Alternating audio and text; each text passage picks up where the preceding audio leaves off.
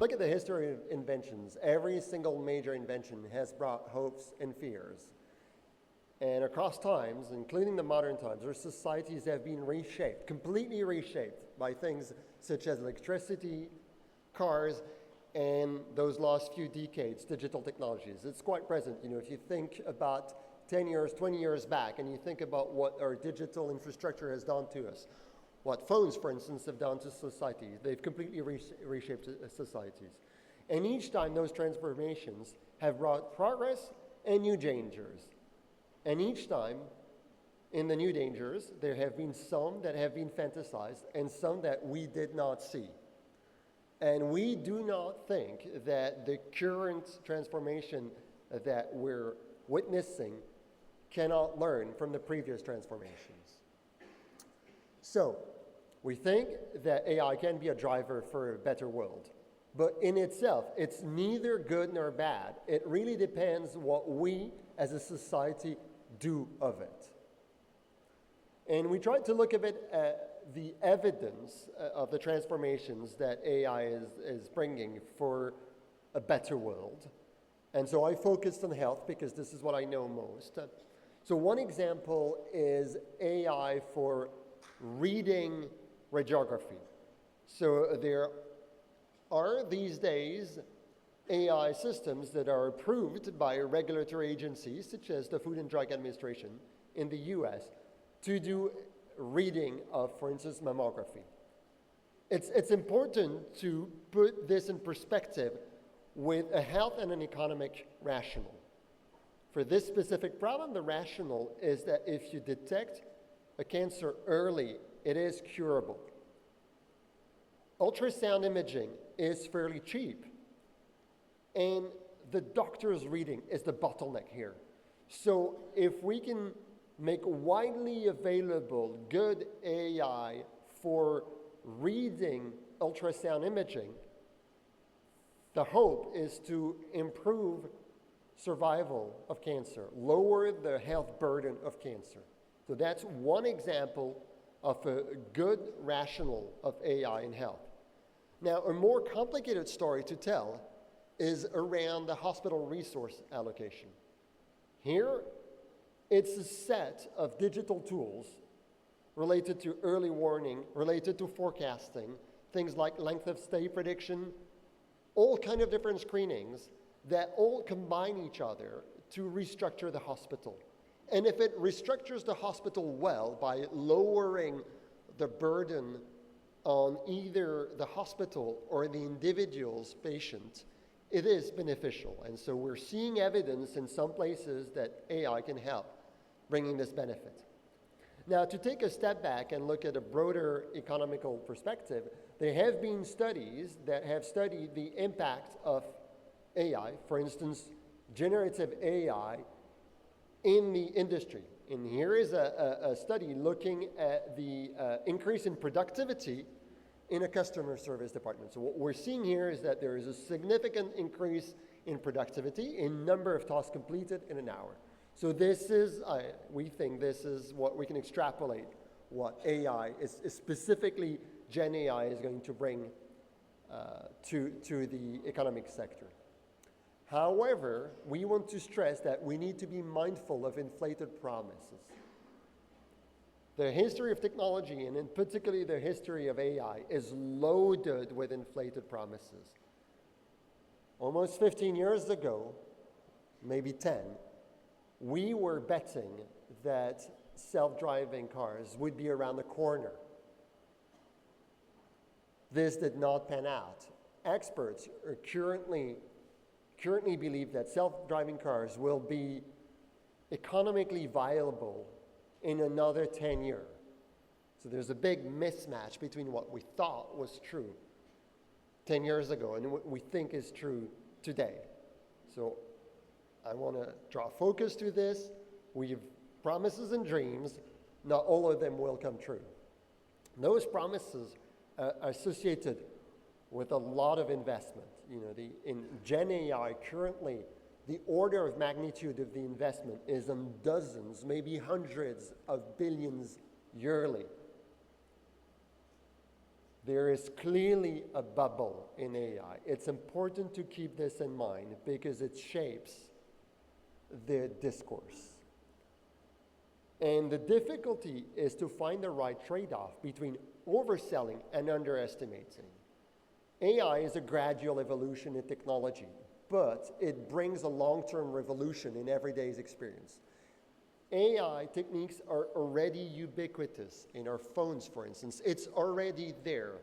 However, history teaches that it takes a long time to settle down, to transform a society. During the Industrial Revolutions, the productivity gains came only 20 years after technology came in. So we must create the best conditions for collective appropriation of this technology. This calls for trust across society between the actors, and hence norms and regulations. So we did a risk analysis, and it's a fairly conventional one. It really looks like things that people have shown before. For instance, Joshua. It's not surprising. I want to zoom in on a few things that we think are really important. One of them is misinformation.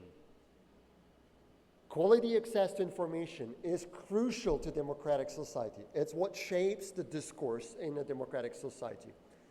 It is threatened by AI for multiple reasons. One of them is AI and digital infrastructures create filter bubbles. It's the good old problem of recommender system. It's still present, it's very important. One thing that is new, though it's not a rupture, is that it's easier to create fake content. The consequence of all this is it's disrupting the economics of news. Basically, journalism struggles as a business model. This has consequences to our societies. Another set of threats that I want to zoom in because we think they're really important are the threats to privacy. There are two aspects to this. First, we're more and more focusing on a model where AI is centralized. Think ChatGPT, for instance, we're interacting with a centralized actor. This actor is getting a window in our private data. It's scooping up the data. That's our first set of problems. A second set of related problems is that AIs leak training data. So for instance, if I were to train an AI system on electronic health records and release it in the wild, there are good reasons to think that it would be possible to extract some of the private information used to train the AI system. This couples in with copyright questions. Another crucial problem is the problem of bias. We don't talk that much about this problem, but we're convinced it's crucial. Biased AIs discriminate. More and more AI, all kind of different AIs, are part of day-to-day governance. And there are many documented cases of harm.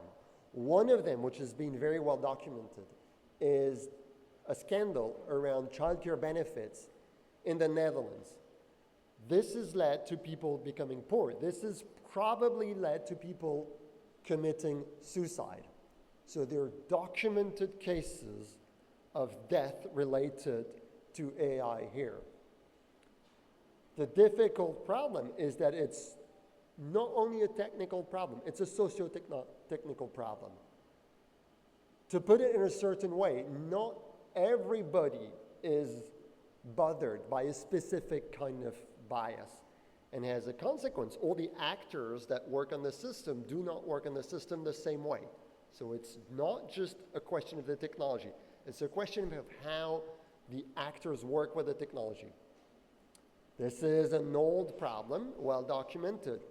It's still present in the modern technologies. It's well perpetuated in the language models. For instance, with my student Li Hu Chen, we were looking at heterogeneity of error, of hallucination in large language models. And quite easily, without even looking for it, we could see that LLMs,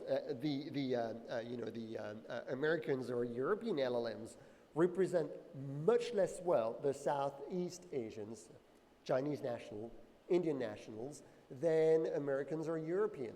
This is completely related to the training corpus that is being used. So there is nothing new here, but let us not forget about those old problems. Another concern we have is about the ever-rising footprint. So everybody talks about how, compute is increasing exponentially. We need to put this in perspective with the increase in the available compute. So here I'm plotting not only the famous exponential curve that you're seeing, but also the increase in the largest supercomputer. And what you see here is that the power used by AI is actually overcoming the power available, the total computing power available in the world. Now, this was for training costs. I actually think that inference costs are more important. And what we're seeing here is just the same thing. As GPU become better, AI is actually increasingly using power faster than the improvement in GPUs. Now, this doesn't seem sustainable at all. The economics don't make sense. We have a rebound effect that cancels and eats out the hardware gains. Related to this, our major concern is around the concentration of power. We have an economics where big actors are getting bigger because we use more and more data, more and more compute.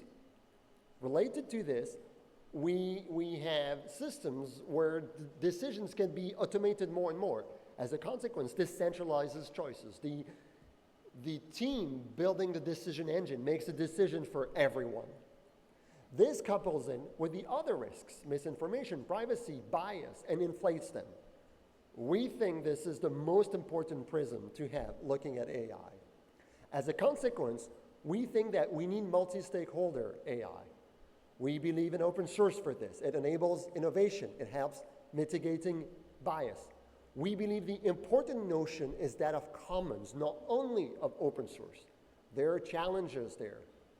There are challenges of liabilities. And if we don't do our liabilities framework well, we can kill open source, as open source has a fragile economic sustainability. Challenges of lack of transparency. What data went in a model.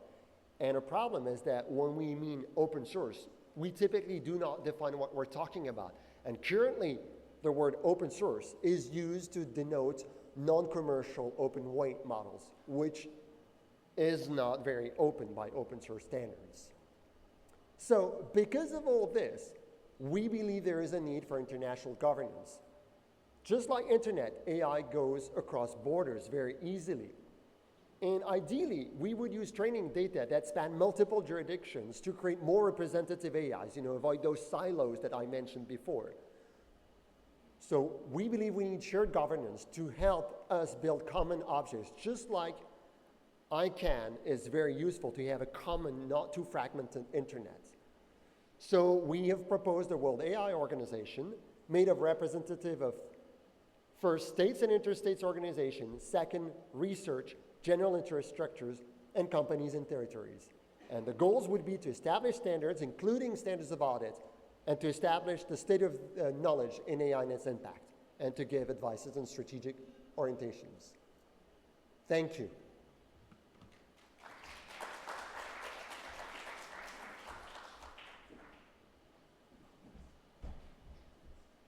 Thank you so much, Gaël, for the fascinating perspective from the French Commission. I'm sure there's much